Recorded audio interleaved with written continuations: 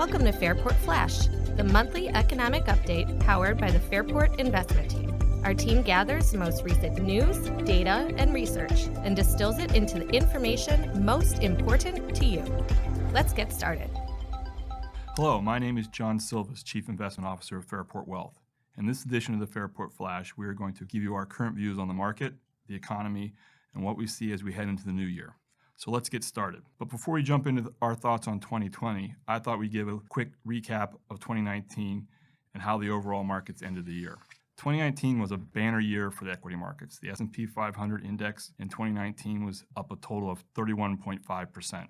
Small caps, represented by the Russell 2000 index, also finished well above their long-term average with a return of over 25%. The ACWI, or the All-Country World Index, a global measure of equity markets, had a stellar year as well, finishing with a total return of over 26%. Domestic equities again outperformed international equities in 2019, and large caps again outpaced small caps. On the fixed income side, bonds finished with a total return of 8.7%, as represented by the Bloomberg Barclays Ag Index, doubling that of the average over the last 15 years. Even gold did well, finishing the year up 17%.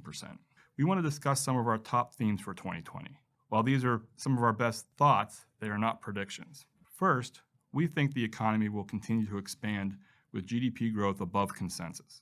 A recent survey of economists by Bloomberg is projecting 1.8% GDP growth on average for the full year of 2020. There are a couple areas we think will pave the way for better growth, starting with housing.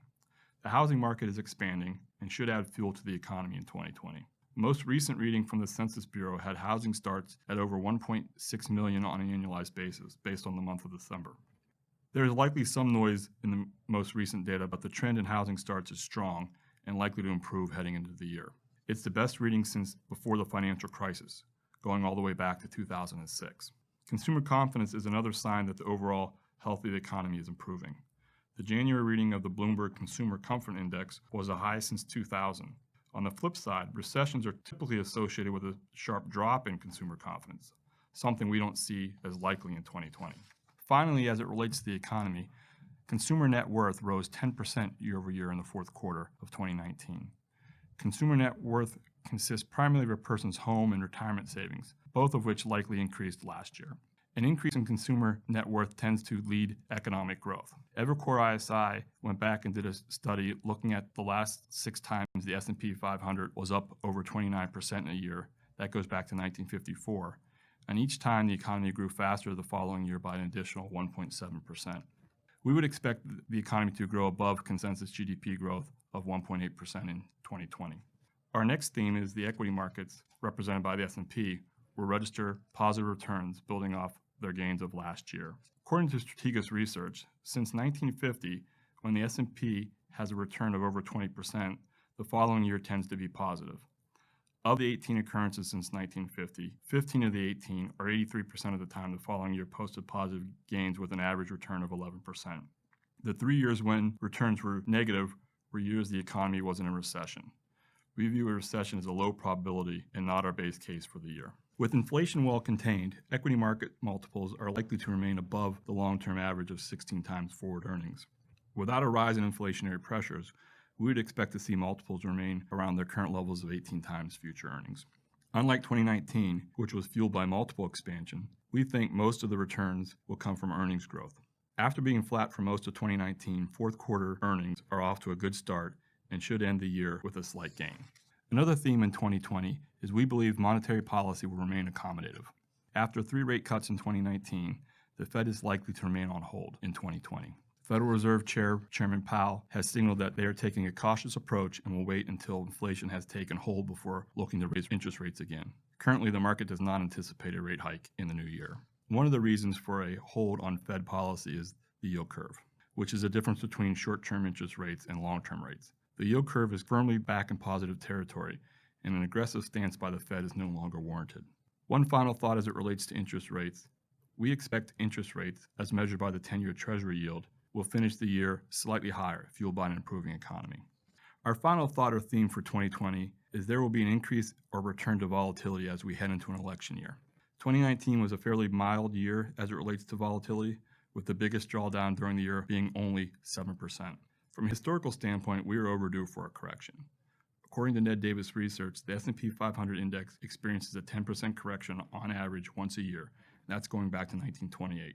Keeping that in mind, equity markets tend to have positive returns during the presidential election year, or the fourth year of the presidential cycle, with an average return of 6.3%, and that's going back to 1948. Other factors as it relates to volatility in 2020 would be the ongoing impeachment trial in the U.S. Senate, the impending Brexit later this year, further trade disputes with China and possibly also Europe, and increasing tensions in the Middle East. Finally, equity markets have been a great predictor of presidential elections.